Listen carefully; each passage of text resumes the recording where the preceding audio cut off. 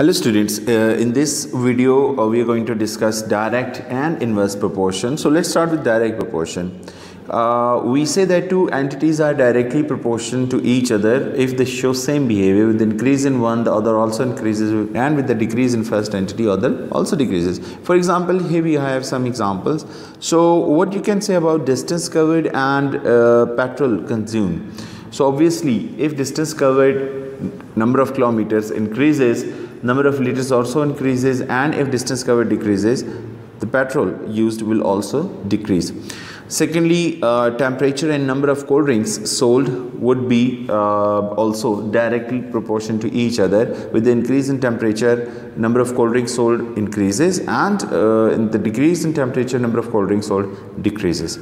Third example is we used to learn in our grade 6 and 7 mostly, number of cattle and fodder consumed. So if we have more cattle, more fodder will be consumed, and if we have less cattle, less fodder will be consumed.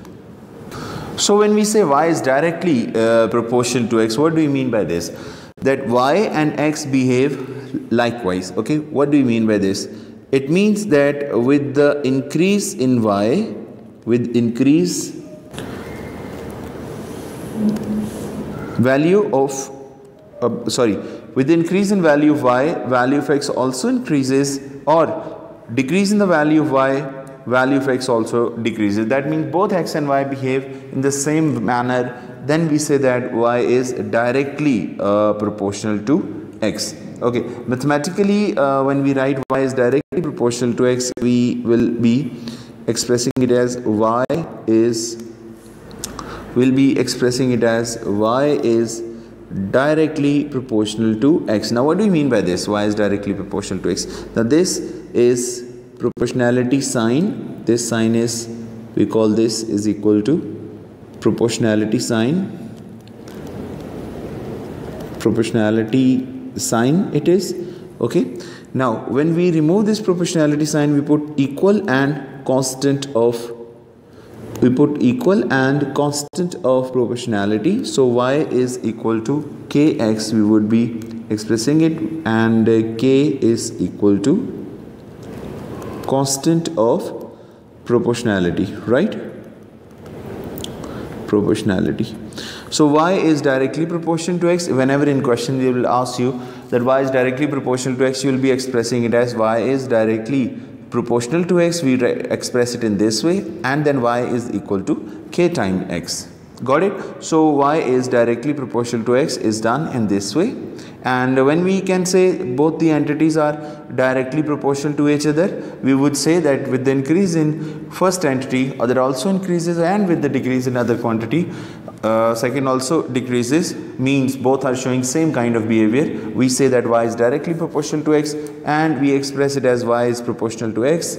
This sign is proportionality sign, and when we remove this proportionality sign, remember we always have y equals to k times x. So k is constant of proportionality here. Now let's solve a couple of questions to master this concept.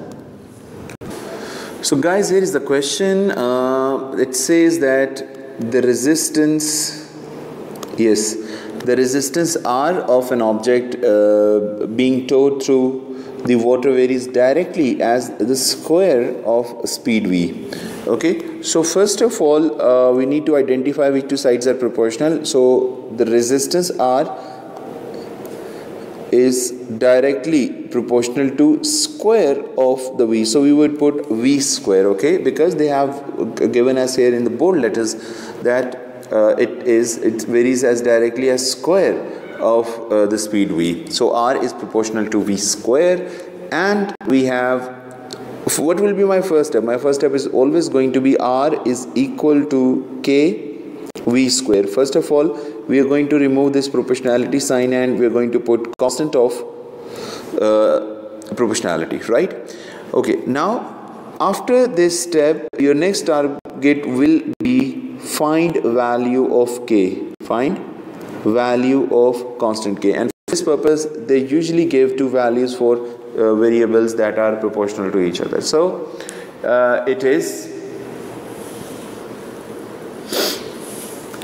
it is R is equal to KB square. So we have R as 50 is equal to K and V is 10. So V square 50 is equal to 100K. That is going to be 50 divided by 100 is equal to value of K. So it's 1 by 2. So we have value of,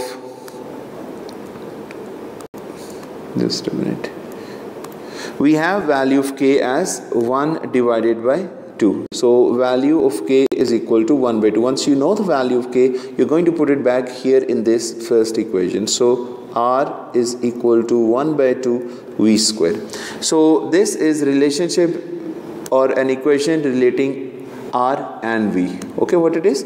It is basically equation relating R and V. So you could say that this is equation that is relating R and V.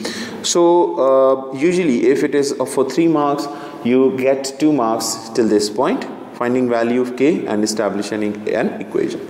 Next is we need to find value of R when V is 16. So that is easy now. For part B, what we have to do, we need to find value of R is equal to 1 divided by 2 into 16 square. So it is going to be 1 by 2 into, I guess it is 216 probably. So it's going to be, just a minute, we will be using calculations for this. So it is 16 square divided by 2. 16 square is 256 and we have 256 divided by 2, that is equal to 128. So this is value of R. So this is a very simple question of direct proportion. You will be asked in this way. The resistance R of an object being towed through the water varies directly as square of the speed V. So R is 50, V is 10. Find value of R when V is 16. So first of all, R and V are square of V. Okay, square of V is directly proportional to each other. R is equal to KV square. So if R is 50, V is 10. So R is 50, V is 10. It's 100K. We divide it another way. K is equal to 1 by 2. So first target is finding value of K. Once you know, put it here. R equals to 1 by 2 V square. Now in B part, they want us to find value of R, given that V is 16. So you put 16 square is 256 divided by 2. It's 128. So here is another question for direct proportion. It says that the time t for a pendulum to swing varies directly as square root of its length. Okay, so time varies as square root of length, right? So this is what we have to do first of all, and since it is square root of its length, so it is going to be under the root, and we have now t is equal to constant under root L. Okay, what will be our first job? To find value of K. So this is L and T given. So T is 6, that is equal to, and L is 9. So 6 is equal to 3K. 6 divided by 3 is equal to K, and that becomes 2. So value of K is equal to 2. So you just need to write T is equal to 2 under root length.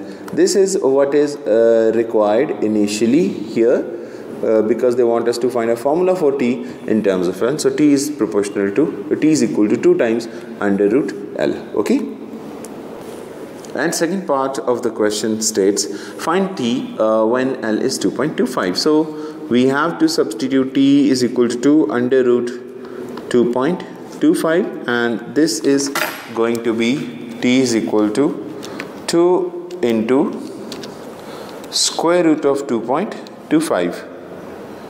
Square root of 2.25, that gives you 3. So T is equal to 3 in this case, right? So we have in this question, this was also a direct proportion question that states that the time for a pendulum to swing varies directly as the square root of its length, and when L is 96, find the formula for T in terms of L. So that's how we find T is proportional to square root of L. We know that we remove this proportionality sign and we put equal and constant. We need to find constant. These values are given initially, so T is equal to K times under root 9, that is 3, 2s are 6, K is 2. So find the formula for T in terms of L. So T is equal to 2 under root L. B part, find T when L is 2.25. We substitute L is equal to 2.25 in this and we get T is equal to 3. Okay. So this was all about from direct proportion. Now the next part is we are going to discuss inverse proportion, and in inverse proportion it is in inverse proportion it is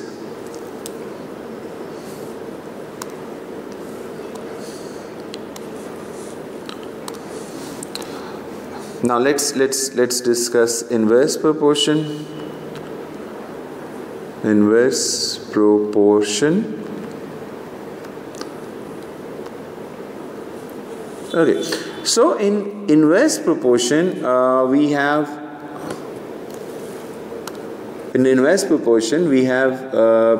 to relate two entities in which with the help of first entity increases, the other also decreases, or the first decreases, other increases. So inverse proportion is when both the quantities or both entities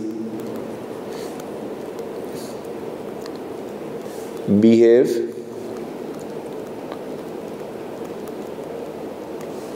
in opposite way. Okay, what do you mean by this? In inverse proportion you can say that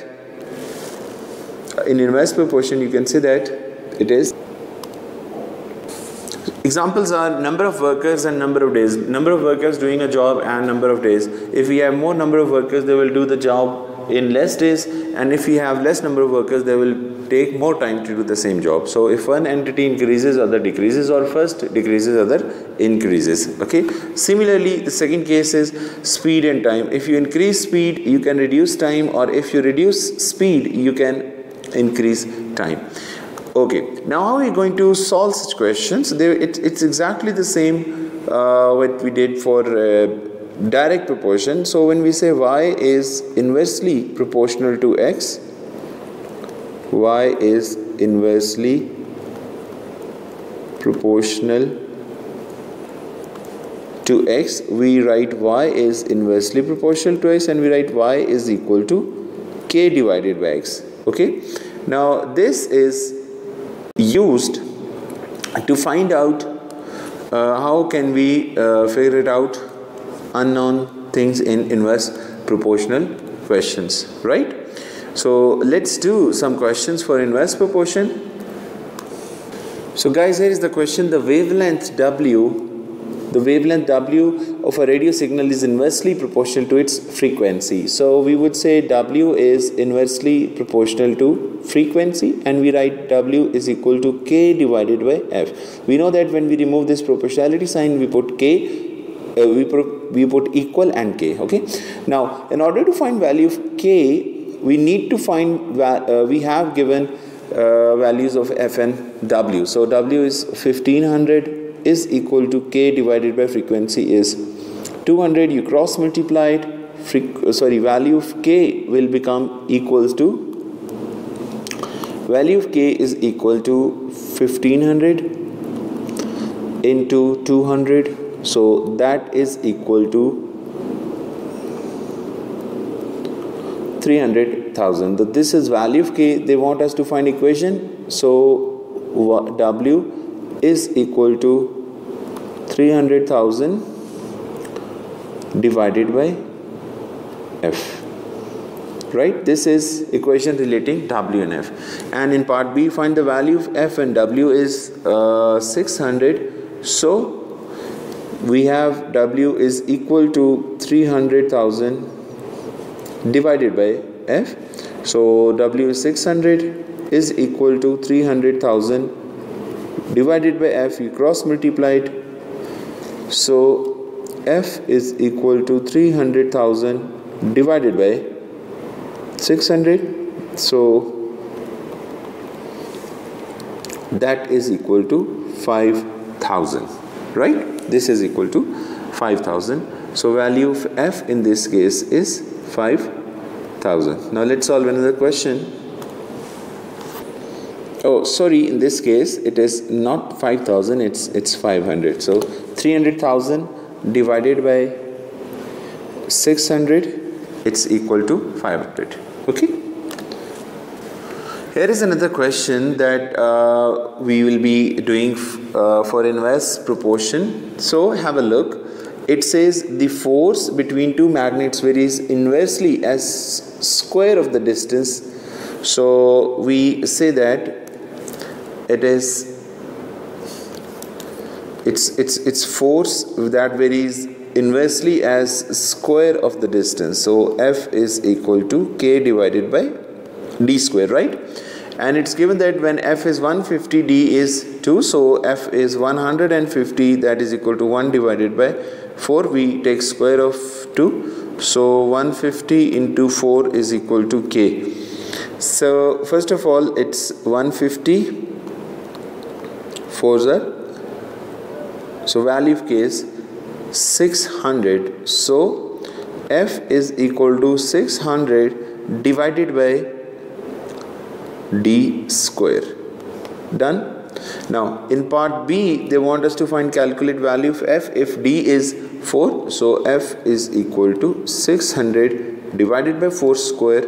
It's 600 divided by 16. So final answer would be F equals to 600 divided by 16, and that is 37.5. So this is your final answers. So guys, this is all about direct and inverse proportion. We solved a couple of past paper questions as well, and just go through these examples and lecture for direct and inverse proportion, and practice well for your upcoming exams. If you have not subscribed my channel, please do subscribe and share these videos for those who are still struggling in the basic topics of algebra, and subscribe my channel for upcoming more videos on O levels, A levels mathematics. Thank you. See you in next video. Allah Hafiz. Take care.